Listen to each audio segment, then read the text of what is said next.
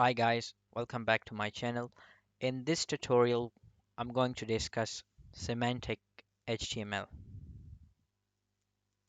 right? And before I talk on semantic HTML, I'd like you to think like a screen reader. Now, the idea is instead of your HTML getting rendered on your web page, think about how would a screen reader read it out. So essentially, think about reading your HTML without looking into it as if would be displayed on your web page, because there will be a lot of people with disabilities and stuff like that. But the main concept would be like how Google would search your website.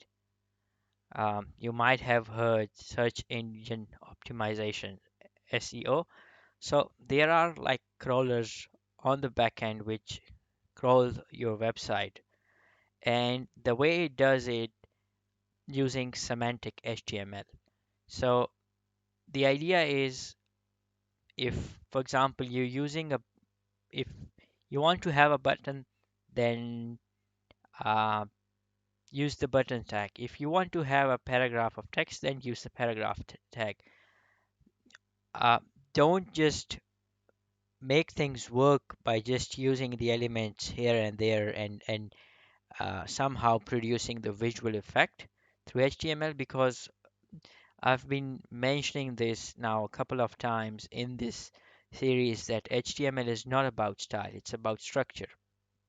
And so the more you structure your website in a good way, the better you are following the semantic HTML guidelines. For example, if you want to have like a text of paragraph, like then put that into a paragraphs tag um, rather than let's say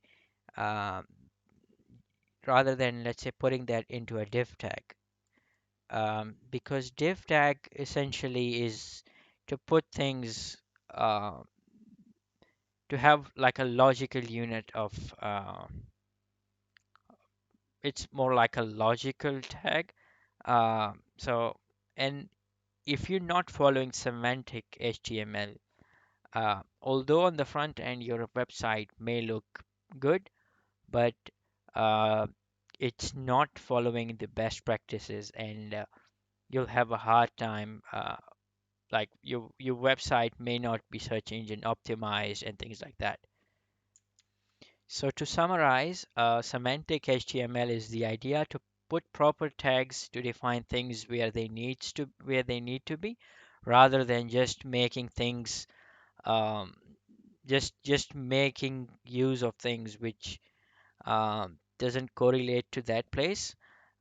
So yeah, that's the idea of a semantic HTML. And as we will get into the tutorials, I'll start more structure to my web page, and from there on you can see like okay, and it comes with practice too. You would see this section shall have these tags, and as you get more comfortable with HTML, you will get the semantics of it. That's the idea. So if you can make something work, doesn't mean you should. It's mostly all about site accessibility.